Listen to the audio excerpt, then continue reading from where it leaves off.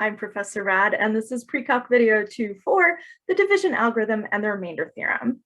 In this video, we'll be talking about the division algorithm and the remainder theorem, and we'll be looking at a few examples of using either synthetic division or long division, or those are both part of our division algorithm, as well as looking at the remainder theorem. So let's take a dive into this. So both of these theorems are named that we're looking at today. So if you would like to pause the video here, I think I'm out of the way of all the text, so you can copy these down. All right, and now let's talk about them. So theorem for the division algorithm essentially says that you can divide polynomials and you'll get essentially like when you divide whole numbers and you get a mixed number as a response, you'll get the same thing with polynomials. So you'll get a polynomial back and then you'll get a rational expression or a fraction of polynomials. So it says any quotient of polynomial functions f of x and g of x where the degree of g is greater than 0. In other words, you're dividing by something that's not just a constant value. You can write that uniquely in this form. So you can write the quotient of those two polynomials as some quotient plus a remainder over your divisor of g. And one of two things is going to happen. Your remainder is either going to be 0, so that would be this is the 0 function, or your remainder is going to have a smaller degree than your divisor. So if I divided by a quadratic, if g has degree 2, then that means my remainder is either going to be a linear function or it's going to be a constant function. So it's going to be one of those two things because its degree has to be smaller than the degree of what you divided by. Now, ideally, if we're trying to factor polynomials and break them down, we want to have a remainder of 0. So the remainder theorem gives us a quick way to find the remainder of division if we try to divide by stuff without having to use long division or a similar process. So the remainder theorem says that if you have a polynomial function, if you divide it by a linear factor, then to find the remainder, you can just throw it into the function. So in other words, if I want to know, okay, what is going to be the remainder if I do a polynomial and I divide it by x minus 7, I can just find f of 7 and whatever I get is the remainder. Now, the reason I'm not going to get a polynomial as a remainder in this case is because I'm dividing by a linear term, or a linear polynomial, sorry. So a linear polynomial has degree 1. So the remainder has to have a degree smaller than 1. So the remainder will have to have a degree of 0. So we'll get a number out of it. So if I was dividing by like x squared minus c, the remainder theorem does not apply. It only applies if I'm dividing by a linear factor. But we're going to take advantage of that and mostly divide by linear factors when we go to factor. So let's look at an example where we try to find the remainder 3 ways. We'll use the remainder theorem, and then we'll check it by doing some synthetic division, and then we'll do some long division, kind of review those processes. So let's put an example on the board. Alrighty, folks. So we're going to find the remainder when this polynomial f of x, which is x cubed minus 4x plus 7, is divided by x plus 2. So we're going to do this problem 3 ways. We're going to find the remainder using the remainder theorem first, and then we'll check it against some synthetic division and long division. So the remainder theorem says that we can find the remainder by plugging in c when we have x minus c. So notice that we have x plus 2 and our format is x minus c, so we have to change the sign. So instead of a positive 2, we're going to find f of negative 2.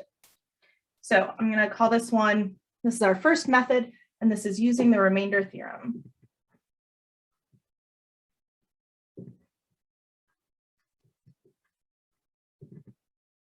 So we're going to find f of negative 2. So we're just going to go ahead and throw that into our function.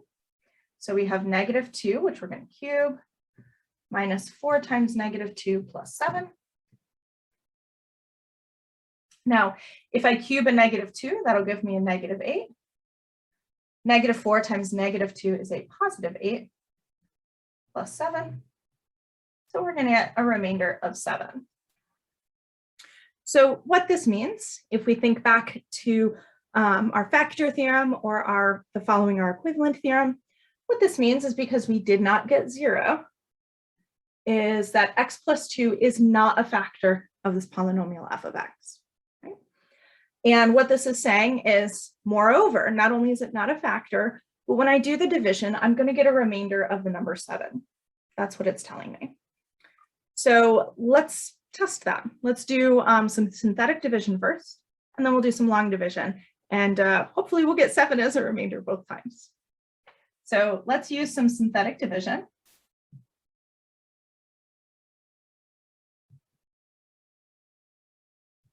Now, as a reminder, when you use synthetic division, you can only use it when you're dividing by a linear polynomial, and especially when the coefficient's a 1. So we have our x plus 2 here. So to do your synthetic division, you're going to set up a box. And in this case, we're going to put c on the outside here. So since we have -2, we're going to have -2. Now, the reason we're putting a -2 here instead of a +2 is so that when we do the synthetic division, we have addition on the inside instead of subtraction. Because if you think about the long division process, there's a lot of subtracting involved. So by changing that sign to this -2, that means we get to do additions instead of subtractions, which is usually a little easier. Then inside the box are going to go all the coefficients of our polynomial. And if a term is missing, like in this case, we don't have an x squared term, we're going to put 0 there for our coefficient.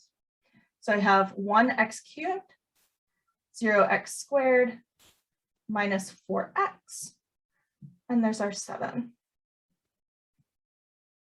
I'm going to skip a line in our notebook, draw a line underneath it, and we bring down 1. Then as a reminder, your synthetic division process is a series of multiplications and addings. So we're going to multiply and write the product here, and then we're going to add and write the sum underneath. And that's what we're going to keep doing. So we'll find a product, put the answer here, find a sum, answer goes here, find a product, write the answer here, and then find a sum and write the answer below. So -2 times 1 is -2. 0 minus 2 is -2. -2 times -2 is a +4, which when we add to -4, we get 0.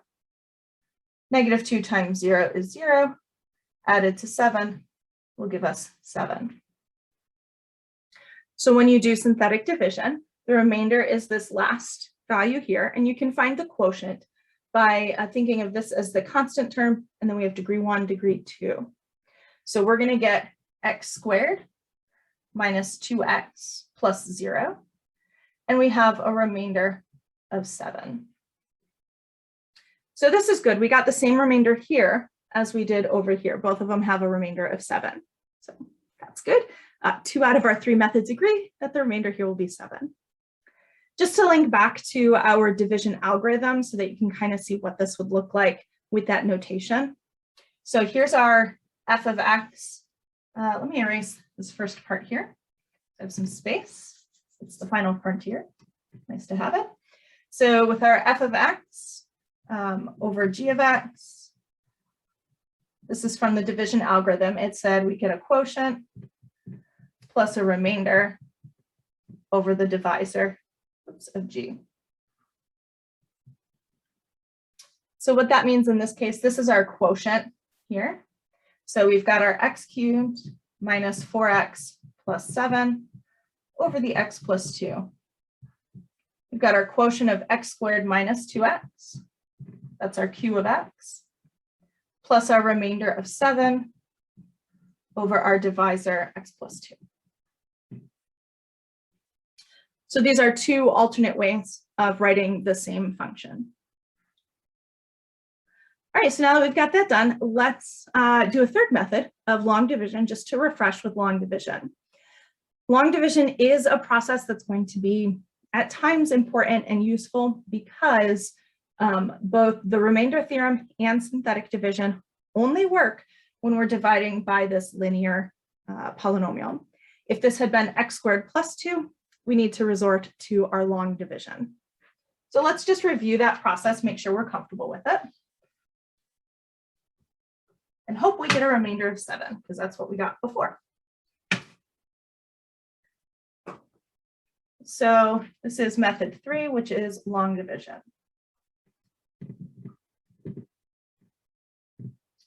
So for long division of polynomials, we're going to throw x plus 2 on the outside, and then x cubed minus 4x plus 7 on the inside.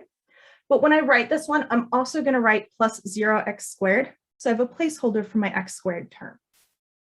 So we have x plus 2. And then we'll get x cubed plus no x squared minus 4x plus 7. Now we're going to follow the same division algorithm that we would follow if we were dividing by numbers. Sorry if you saw the light flicker, I don't know what's going on. So to do this, I'm going to ignore the plus 2 for a minute when I ask my dividing question. So I'm going to ignore the plus 2, and I'm going to say x times what gets me close to x cubed. Well, x squared is going to do that, right? X times x squared is x cubed. So I'm going to put the x squared up top. Then, as we do with the division algorithm with numbers, after you ask a dividing question, then you're going to do a multiplying question. So we have to do x squared times our divisor. Now, even though we just used x to be able to figure out x squared, when you do the multiplication, you want to multiply by the whole polynomial. So x squared times x is x cubed, and x squared times 2 is plus 2x squared. So we asked a dividing question to get the x squared. Then you do a multiplying question, x squared times x plus 2 gave me this. Next in your division process is to subtract. So we're going to subtract these polynomials. Now I like to throw parentheses around the item that I'm subtracting to remember I have to subtract the whole thing. Other folks prefer just to change the sign of everything as you do your subtracting. So I'll do that in the next go around so you can see what it'll look like. But I'm going to do x cubed minus x cubed is nothing, so I don't have to write that. And then 0x squared minus 2x squared is a negative 2x squared. So we did a dividing into question, we did a multiply, we did a subtract, which now means we're down to bring down.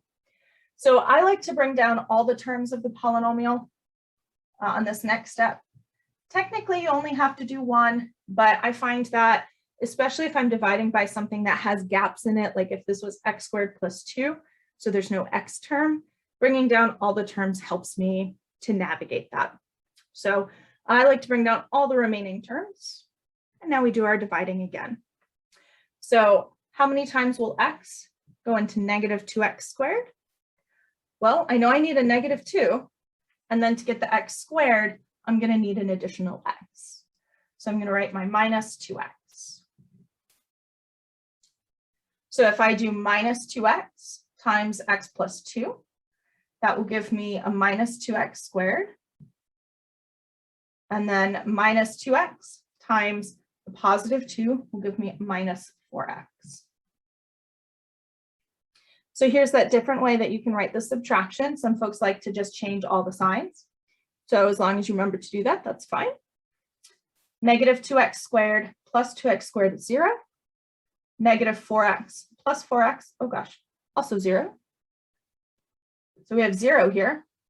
And then we bring down the 7.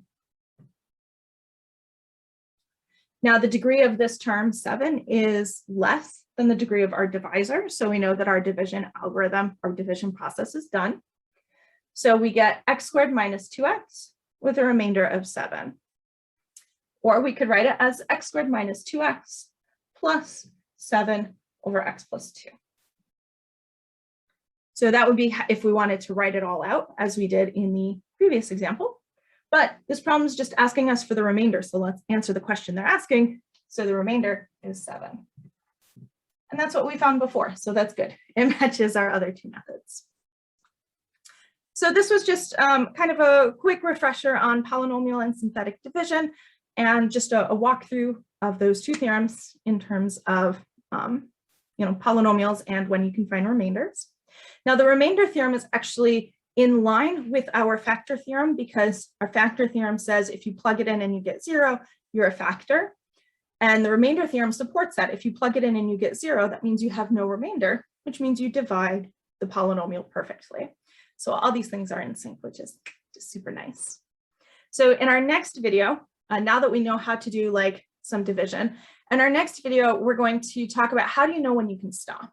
So how do you know when you get to a particular polynomial that it's like whether or not you should continue to try and break it down?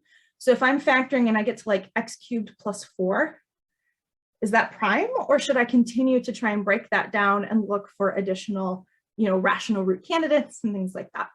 So I'm looking forward to seeing you in our next video, which will have 3 theorems to help us out with that. In the meantime, I hope you found this video helpful for the division algorithm and the remainder theorem, and I hope you have a lovely day. Bye for now.